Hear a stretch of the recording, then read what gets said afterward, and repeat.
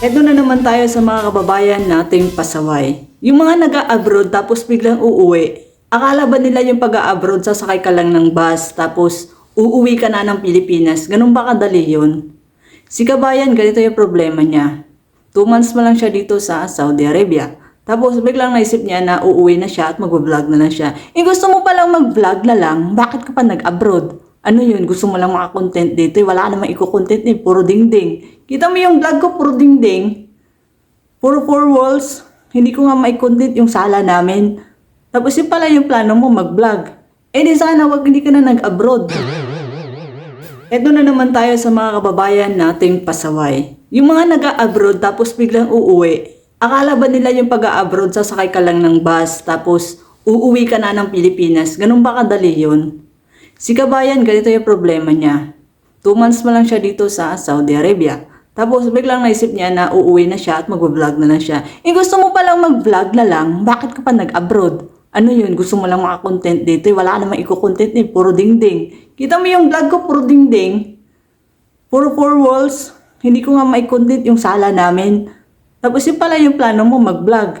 Di sana wag hindi ka na nag-abroad. Naghanap ka na lang ng location sa Pilipinas. Doon ka nag-vlog-vlog. Ano mo, yung mga ganito kasing problema, nakakabwisit eh. Yung nag-abroad lang para lang makita kung ano yung nasa Middle East, kung anong hitsura ng Arabo, kung anong hitsura ng Araba, kung ano ang mukha ng Middle East. Yung ba yung parang namamasyal lang, di sana nag-tourist visa ka na lang kung ganon. Di sana, hindi ka na lang nag-apply ng OFW. Kasi bibigyan pa lang ng sakit ng ulo ang agency. Sakit ng ulong sarili mo, sakit ng ulong agency, sakit ng ulo ang employer mo. Hindi nyo ba alam na gumagastos din sila sa inyo? Sabihin na natin na may karapatan tayong umuwi kasi pag 3 months yun is under probationary period pa yan. So may chance ka, may karapatan ka, may rights ka na umuwi o magpalit ng employer kapag hindi kayo nagkasundo ng amo mo, ng employer mo. So pwede kang mag-change ng employer or pwede kang umuwi. Dahil si employer, hindi ka kawalan. Yun ang totoo dahil si employer, mapapalitan ka na hindi siya magbabayad ulit. Kasi sa ating mga kababayan, lalong-lalo na dyan sa mga pasaway, sa mga sumilip lang dito tapos uuwi. Mga kababayan, malaking ginagastos sa atin. Tapos sasabihin, nag-utos ba sila, nagastusan tayo? Siyempre, nag-invest din sila sa atin. Dapat seryoso din tayo dahil naglalabas din ng pera ang mga employer natin. Malaki ang patong sa ulo natin. Mga 20,000 real, 20 to 25 ata. 1,000 real. Tapos ganun-ganun na lang magde-decide. O sige, nasa iyo na ang karapatan. Pwede kang umuwi, pwede kang mag-change ng employer. Pero sana naman nag-isip ka man lang kung bakit nag-abroad ka pa. Sana inisip mo dyan sa utak mo na ito pala yung gagawin mo, ay hindi ka na nag-abroad. Si kabayan daw, gusto daw niyang mag-vlog. 2 months pa lang siya dito, tapos yun na, gusto na mag-vlog.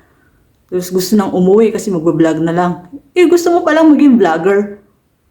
Ba't ka pa nag-abroad? Binigyan mo lang sakit ng ulong agency, sakit ng ulong sarili mo, ng employer mo. Tapos madadamay na naman yan lahat ng Pilipina.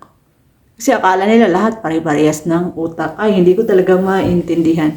Yung mga pasaway natin mga dyan, kung mag-a-abroad kayo para sa mga nasa agency pa ngayon sa Pilipinas na nag-a-apply na kung saan-saan na napupunta sa mga requirements, kung mag-a-abroad kayo tapos naisip nyo lang pala na parang mamamasyal lang kayo, sisilip lang kayo ng mga mukha ng mga camel, wag na.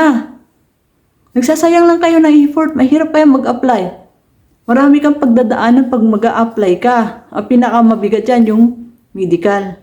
Tapos sisilip ka lang dito, uwi ka na agad. Ano ba yan? Buti sana kung nag-tiis-tiis ka man lang. Kasi hindi naman lahat nabibigyan ng opportunity. May mga gusto mag-abroad na hindi sila nakakapag-abroad. Alam niyo kung bakit? Nadidili sila sa medical, sumasabit sila sa medical. Yung iba, nahihirapan na sa financial.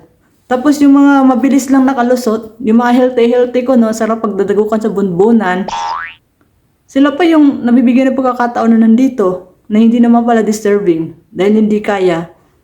O hindi naman kaya, may iba palang pakay. Dahil sana hindi na kaya nag-abroad. Nakuha ng iba yung opportunity na yon.